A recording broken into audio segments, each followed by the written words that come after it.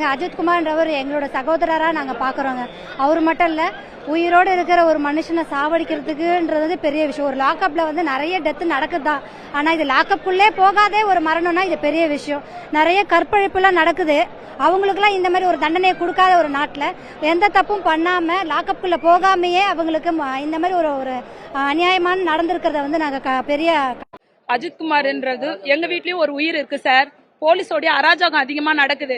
இவங்க கரெக்டான விசாரணை நடத்திருந்து அந்த உயிர் போயிருக்க வேண்டிய அவசியம் இல்லைல்ல. அந்த உயிர் அநியாயமா போயிடுச்சு. அந்த உயிர் போனது இல்லாம அந்த குடும்பம் எவ்வளவு பாதிக்கப்பட்டிருக்கு. இது காலகாலமா நடந்துட்டு வருது. கிட்டத்தட்ட 25 டெத்துக்கு மேல இருக்கு. ஒரு டெத்துக்கு இப்ப சாரிமா இதுக்கு மேல நடக்காதுன்னு 5 பேர் சஸ்பெண்ட் பண்ணிருக்கீங்க. இனி ஒரு பர்சன் அவங்க லாக்அப் டெத் பண்ணாங்கன்னா அவங்களுக்கு பயம் வரணும். அதுக்காக தான் இந்த போராட்டம் நடக்குது. இனிமேல் எப்பவுமே இருக்கக்கூடாது. 2026ல வந்து எங்களுக்கு மாற்றம் வேணும். இந்த மாதிரி அரசியல் எங்களுக்கு வேண்டாம். ஒரு வந்து சமூக நீதியான அரசியல் வேணும். பெண்களுக்கும் பாதுகாப்பு வேணும். இந்த நாட்டில் நடக்கிற எல்லா அநியாயத்துக்கும் ஒரு தீர்வு வேணும் சார். அதாவது எந்த ஒரு விளம்பரமும் கிடையாது. எங்க தளபதி இங்க வர போறாருன்னு சொல்லி எந்த ஒரு அனௌன்ஸ்மெண்ட்டுமே கிடையாது.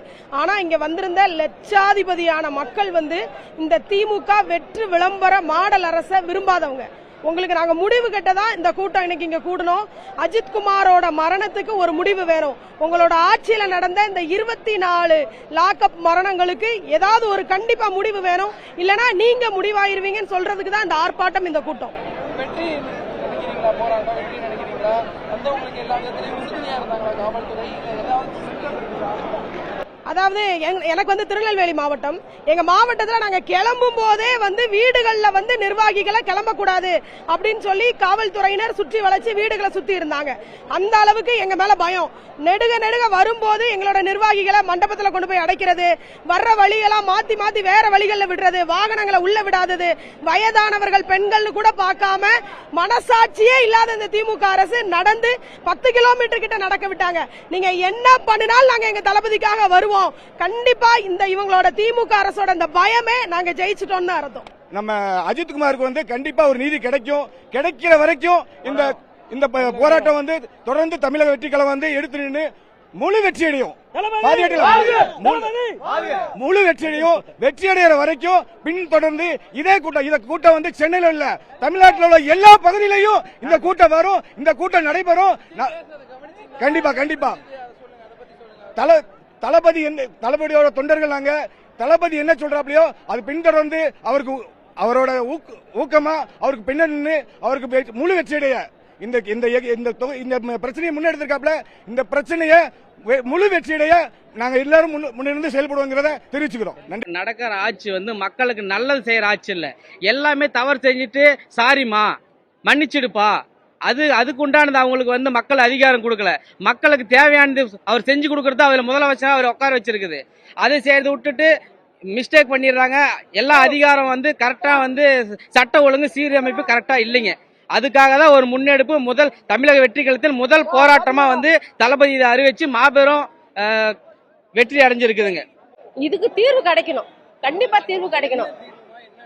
இப்போ ஒரு லேடிக்கு இவ்வளவு சப்போர்ட்டிங் இருக்குது கவர்மெண்ட்ல. இந்த சப்போர்ட் ஒரு லேடிக்கு இவ்வளவு பேர் பயப்படுறாங்க. ஏன் பயப்படுறாங்க? எதுக்கு பயப்படுறாங்க? ஒரு லேடி, சாதாரண லேடி தானே அவங்க. எங்களை பேர் மனுஷால் தானே. ஏன் அதுக்கு அவங்களுக்கு ஏன் பயம் இருக்கு? அவங்களுக்கு எதுக்கு பயப்படுறாங்க? அவங்களுக்கு அப்ப கவர்மெண்ட் என்ன பண்ணுது?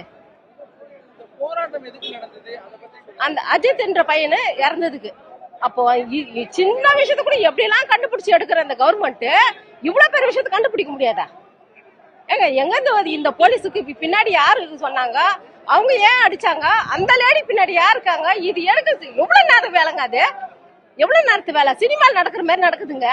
இப்படியா போனா மக்கள் அழிஞ்சு சுத்தமாவே இந்த ஆட்சி நினைச்ச நின்னுதுன்னா மக்களே இருக்க மாட்டாங்க. ஒரு எதுவுமே நல்லது நடக்காது. இப்போ ஒரு சகோதரர் கொல்லப்பட்டாரு. அது காவல் நிலையத்துல காவலாளராலே கொல்லப்பட்டாரு. அந்த எஃப்ஐஆர் ஃபைல் பண்ணாமே கொண்டு இருக்கிறாங்க. இதே கண்டி ஒரு பொதுமக்கள் இது மாதிரி தப்ப செஞ்சா இதே ஸ்டாலின் அவர்களோ காவல்துறையோ விடுமா? சொல்லுங்க பாப்போம். அப்ப அந்த அடிச்சு கொன்னாங்க இல்லையா, அந்த காவலர்களுக்கு தகுந்த தண்டனை கொடுக்கணும்ன்றது தான் தீர்வு, வேற ஒண்ணுமே இல்ல. ஒரு சகோதரரோட இழப்புக்கு இன்னொரு உடன் பிறந்த சகோதரர் தான் போராட முடியும். அது மாதிரிதான் எங்க தளபதி அண்ணா. சோ அவருக்காக தான் நான் வந்திருக்கேன். கண்டிப்பா அவரால் தீர்வு கிடைக்கும். தமிழ்நாட்டு மக்களுக்கே 2026ல கண்டிப்பா ஒரு தீர்வு உண்டுங்க அண்ணனால. இதுல மாற்றமே இல்லை. பாதுகாப்பா இருக்க வேண்டிய காவலாளிகளை கொண்டுட்டாங்க, கூட்டு சேர்ந்து. அந்த வீடியோலாம் நம்ம பார்த்துருக்காரு. எனக்கே அப்படி ரத்த கண்ணீர் வருது. அப்ப தளபதி அண்ணாக்கு எப்படி இருக்கும் சொல்லுங்க பாப்போம். அவர் தளபதியை வந்து மக்களுக்காக தான் போராடுறாரு. அவர் முழு மனசு என்ன மொத்தமே பாத்தீங்கன்னா அவரோட சுயநலத்துக்காக அவர் ஆட்சிக்கு வரல. தமிழக மக்கள் நல்லா இருக்கணும், என் மக்கள் நல்லா இருக்கணும் அப்படின்றதுக்காக தான் வராரு. லாக்அப் மரணத்துல 24 பேருக்கு சாரி சொல்லலாம்ல? அதாவது 24 பேருக்கு சாரி சொல்ல வேண்டியதானே? ஒரு ஆளுக்கு மட்டும் சாரி சொன்னா போதுமா? அதாவது ஒரு குரலற்றவனுக்கு குரலாக அண்ணன் வழிகாட்டுதல் படி வந்திருக்கிறோம். இந்த போராட்டம் வந்து இனிமேலும் கண்டினியூ ஆகக்கூடாது. அப்படின்னா இப்ப இருக்க முதல்வர் வந்து இதுக்கான வேலையை நீங்க செய்யணும். இருக்க 8 மாசத்துலயும் சரி பண்றதுக்கான வேலையை பார்க்கணும். இல்லை அப்படின்னா எங்க தலைவரோட தலைமையில தமிழ்நாடு ஒரு நல்ல ஒரு அமர்வுக்கு வரும். அந்த நேரத்தில் தளபதி தக்க பதிலடி நடந்த ஆட்சிக்கு எடுத்துக்காட்டா இருப்பாரு. தளபதி வந்து அஜித்துக்காக போராட்டம் அந்த களத்துல வந்திருக்கும். அவருக்கு இந்த நீதி எங்களுக்கு வேணும். இப்ப இவர் ஸ்டாலின் எதுக்கு எடுத்தாலும் sorry sorry sorry, no sorry, எங்களுக்கு நீதி வேணும். நீதியை கொடுத்துட்டு அதுக்கப்புறம் உன் சாரியும் வேணும், உன் கூறியும் வேணும். நீதி கொடுக்காத இந்த ஆட்சி எங்களுக்கு தேவையா? வெளியே போங்க. அடுத்து எங்க தளபதி வருவாரு, நல்லது கொடுப்பாரு. என் தளபதி வந்துட்டாரு, எங்களுக்கு நல்லது செய்ய வந்துட்டாரு. அத்தனை பேர் உள்ள வந்துட்டோம். எங்களுக்கு தளபதி தான் முக்கியம், தளபதி தான் உயிர். நாங்க சாவர வரைக்கும் தளபதி கூட நிப்போம். நாங்க காசுக்காக வந்த கூட்டம் கிடையாது, தானா சேர்ந்த கூட்டம் இது எல்லாமே.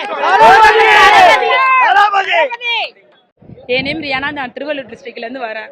இந்த போராட்டத்துக்காக மெயினா வரேன். எதுக்காக வரோம்னா, கிட்டத்தட்ட 25 லாக்அப் டெத் மேல ஆயிருக்கு. இதுக்கப்புறமும் சாரிமா இது மேல நடக்காது, நிவாரணம் சொல்றாங்க. இது போறது கடைசி உயரா இருக்கணும். இதுக்கு தகுதியான கரெக்டான நீதி வேணும் அஜித்குமாருக்கு. நான் ரெண்டுமே விஜய் ரசிகர்ன்றதை விட விஜய் நியாயத்துக்காக போராடுறாரு, அதுக்காக நான் இருக்கேன். சரிங்களா? விஜய் ரசிகர் அதுவும் ஒரு இது இருக்கு, நியாயத்துக்காக போராடுறோம். ரெண்டுத்துக்காகவும் தான் நாங்க இருக்கோமே தவிர எங்களுக்கு முதல்ல வந்து நீதி வேணும்.